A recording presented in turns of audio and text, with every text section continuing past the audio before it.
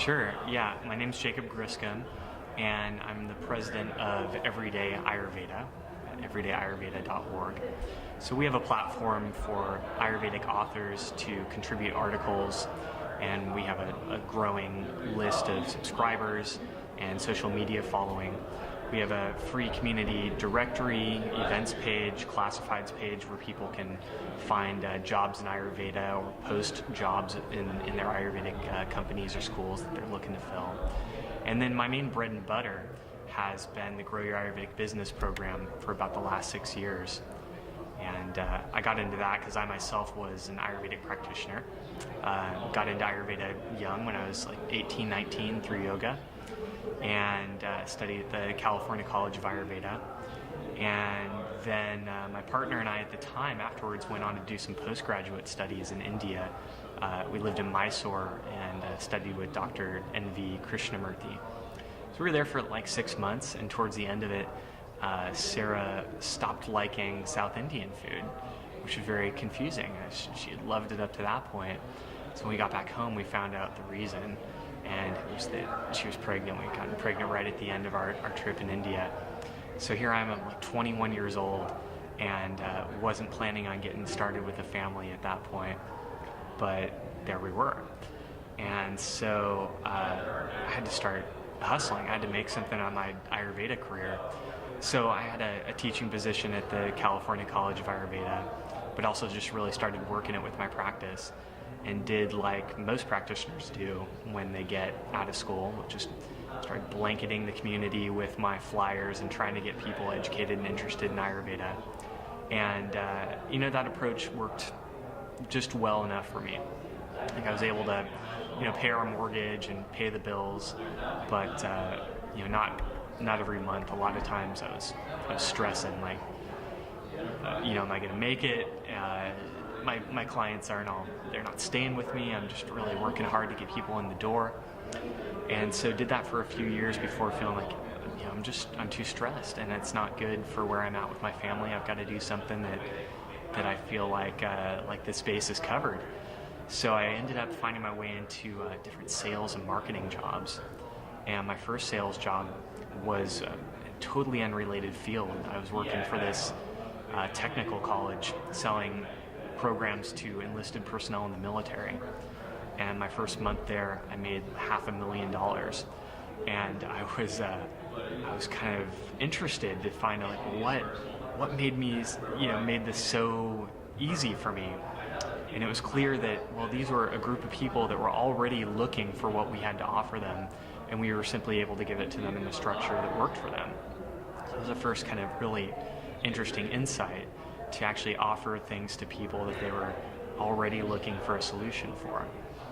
And so I ended up getting into sustainability and other fields, helped some other businesses grow, and started some successful nonprofits. And then realized, I should really actually bring a lot of what I've learned back to my home turf, to Ayurveda. And I did a really different model for my practice coming back. And the result was that in a couple of months, I was able to build a $10,000 a month practice with my Ayurveda with just a handful of clients, and all of a sudden had a lot more leisure time, and realized that this is something that the profession was missing. And so I systematized what I had done, and first wrote the Grow Your Ayurvedic Business textbook, which was bought by hundreds of practitioners around the world, and then turned it into this online program that I'm still running today, along with group coaching and private coaching. And it really fills in this missing gap, and it's built on that first initial insight I had, that people aren't waking up in the morning thinking, I really need to get me some Ayurveda. They're waking up feeling tired and overweight, and like they're not sleeping well, and they're stressed, they have anxiety, depression, they have aches and pains in their body, they have real concrete, tangible issues that Ayurveda can help them with. But practitioners need to be able to address that first. That's great. So, recruitment. No. What do you think is, without giving away the farm, what do you think is the essential thing that people who are graduating schools, what do you think is the thing that they're missing? What's the missing element for them to understand how to make a business of their practice. Yeah, and I'm happy to give away the farm. I think that it's a good policy, is to always give away your best stuff. It's not like you have to keep stuff gated behind an investment that you basically give up front, and show people value and build a relationship through that. So that's part of it. And really, the essence of showing value is not to tell people about Ayurveda, but to tell them how it can specifically help a specific group of people. So when somebody asks you the question, what do you do? Instead of answering with, I'm an Ayurvedic practitioner, or I practice Ayurveda, which at best might get a nod of recognition, but more frequently gets a confusing tilt of the head. And then you're going to get into a philosophical or theoretical conversation instead of something immediately practical. So if somebody can instead pick a niche, a focus for their practice, say they want to help people lose weight, then they're able to answer that question in a much more concrete and lead generating way. So you can say, I help people who are interested in losing weight and want to do it without fad diets or supplements or military exercise routines. Do you know anyone who would be interested in that? And you've done two things there. Once, you've immediately clarified the value, specific concrete value of what you can offer people. And secondly, you've asked a question. And when you ask a question, that person, really whether they want to or not, is going to assess for themselves, hey, is this applicable to me? And secondly, if it's not applicable to me, who do I know who may be interested in that? And that one change, when practitioners make that one change, they notice that they start to really attract their ideal clients, open up a lot more opportunities, speaking engagements, because they've put the value in the concrete, specific result they can help people get up front. Right. On a personal level, what was, for lack of a better term, what was your Ayurveda moment when you probably, like a lot of people, kind of ease into it, but was there a moment when you first learned about it, and was there kind of that aha moment? The way it went for me was I was a runner in high school, and my sophomore year running, I started developing a bruise in my foot that just wasn't going away. But I didn't. I was young. I didn't want to address it until the end of the season, fearing that it might cut my season short. They'd tell me something I didn't want to hear. And by the end of that season, they did tell me something I didn't want to hear, that I'd gotten a bone disease called Freiberg's infraction, a bunch of necrotic, basically dead bone tissue in that part of my foot now, and they advised me not to run the next season. And around that same time, somebody had come from the American Field Service into our Spanish language class and told us about studying abroad. So one door closed, another one opened, and I ended up living in Argentina for 13 months my junior year with studying through American Field Service. And when I came back to my small town in Nevada City, California, as a senior, the world looked a lot bigger and my town looked a lot smaller. And I was ripe for exploring some new concepts. So I first stumbled across Yogananda's autobiography of a yogi, got into the ideas of yoga and consciousness and meditation, and then happened to cross paths with Ayurveda. And so I was taken by that. Decided that that's where I wanted to put my attention. That's the reason I had gotten into it so young and so early. And where did you study? I was at the California College of Ayurveda, which is really right in my hometown, but hadn't been on my radar until I'd gotten exposed to these other concepts. And then obviously you experienced India. Yeah. That's usually India opening you to a whole new level of understanding of Ayurveda, I think, right? So what was your experience like in India, and then in terms of comparing it to what you're doing here? Tell me a little bit about that experience. Yeah, that's I think a cool question and a cool thing to explore, because Indian Ayurveda is Indian. It's a very different culture. There's much more of a we feeling in India. It's got thousands of years of history and caste systems, and a lot more even though there's a tremendous amount of diversity, there's also a different sort of homogeny there. Give me 1 second. Just look this. Let's continue. So, okay, so go ahead and tell me about it. Yeah, so even though India is really diverse, there are also a lot of things that tend to bind people together and create a certain sort of we feeling. So you don't have the same requirements for like personal space, for example, in India. You can be in massive swarms of people, crowds, and you have a much more easy sense of feeling that you're 1/7 billionth. You're surrounded by poverty. You realize that you really don't have the illusion of control that you do as an American. So as Americans, we have different obstacles. We're singing an American tune, as Paul Simon said, and so we've got to practice Ayurveda differently as well. We can't basically do like a costume party and pretend that we're Indians living, in America. Let me do that. Say that one more. Go ahead and say that last statement. Yeah, meaning that we can't really throw a costume party and take on like overlay or add on a separate culture that's not ours on top of us. So Ayurveda in America, in my opinion, should really focus on some basic stuff. It doesn't need to get far out into Sanskrit, unless for your own, personal interest and understanding. But for the average American, go ahead. So tell me about Ayurveda in America.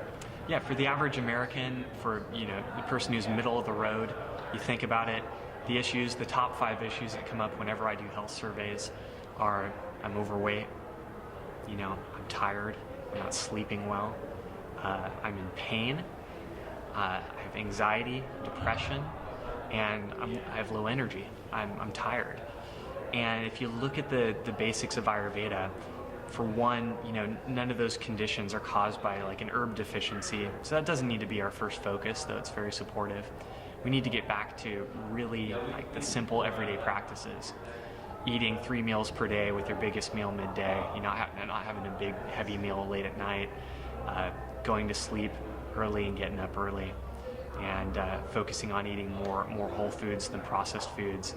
These are so foundational, but they can address like 90% of the root causes of imbalance in America.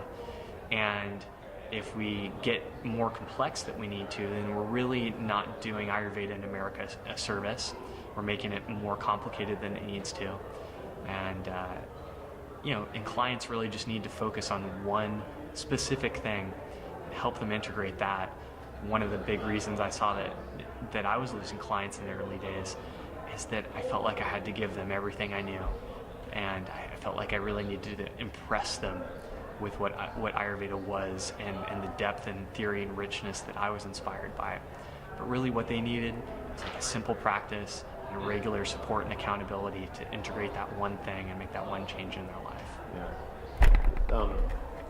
I'm going to start again. But talking about, do you think that, it's interesting because I had been to India myself, and I did notice that, in South India, that,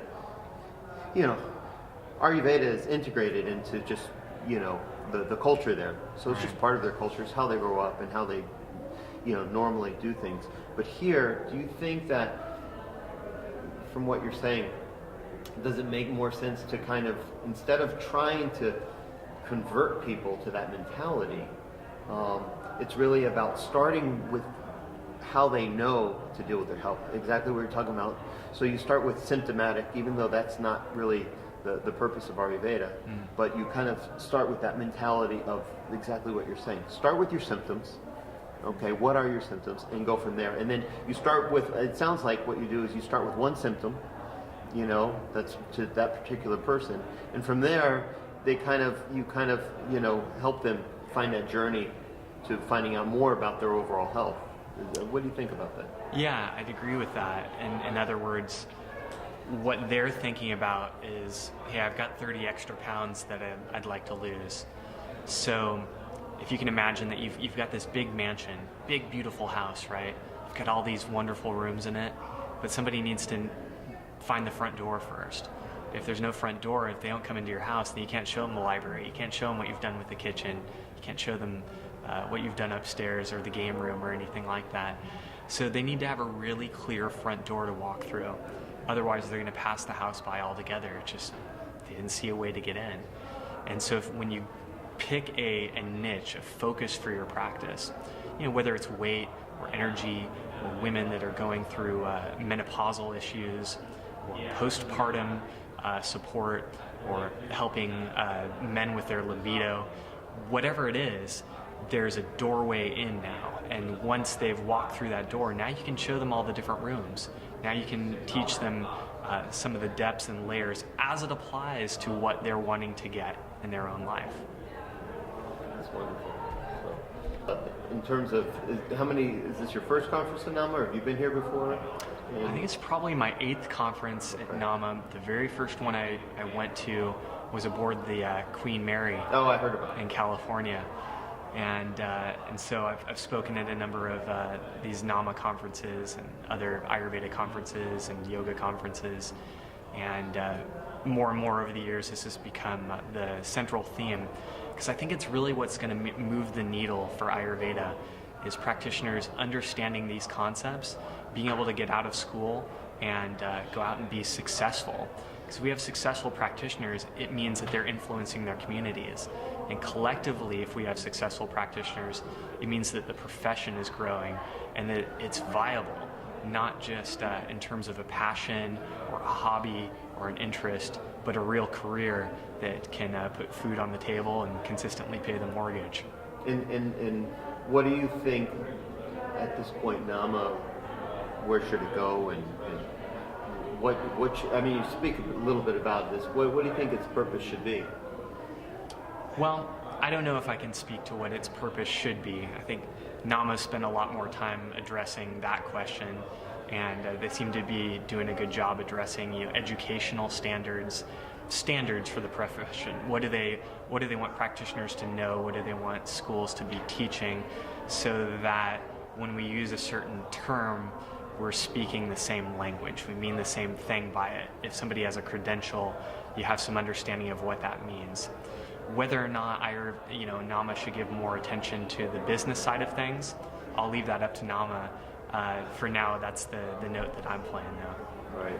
And tell me, if I'm an Ayurveda, graduate, what should I do right now? If you're an Ayurveda graduate, the very first thing that you can do is to create a vision or a picture of, what would you like your practice to look like? How many days per week do you want to work? How many hours? What would be like the structure of that? What kind of income do you want to be making from your practice? And then most importantly, who do you want to focus your practice on? Who do you want to serve?